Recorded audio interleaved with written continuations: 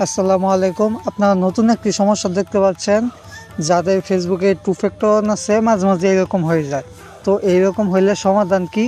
এটা সর্বশ্রেষ্ঠ মানে একবারে সোজা যেটাকে বলে মানে একবারে শর্টকাট যেভাবে করবেন, আপনার ফেসবুক আইডিটি যে কোনো একটি ব্রাউজার মানে গুগল ক্রোম বা যে কোনো ব্রাউজার আপনি লগ ইন করে নেবেন। তারপরে আপনি করবেন কি, ডেস্কটপ মোড অন করবেন। ডেস্কটপ মোড অন করে ওই যে কিপ ইউর অ্যাকাউন্ট সেভ ওইখানে চাপ দিবেন। তারপরে দেখবেন যে কী আসে আপনার সামনে, দেখবেন যে তিনটা অপশন আসছে। আপনি দিবেন টেক্সট মেসেজ, ওইখানে একটা চাপ দিয়ে দিবেন।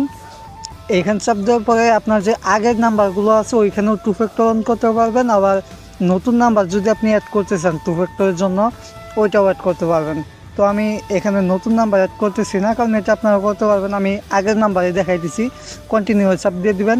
ওই নাম্বারে SMS বা কলে একটি কোড যাবে, কোডটা শুধু আপনি এখানে আইনা বসাই দিবেন।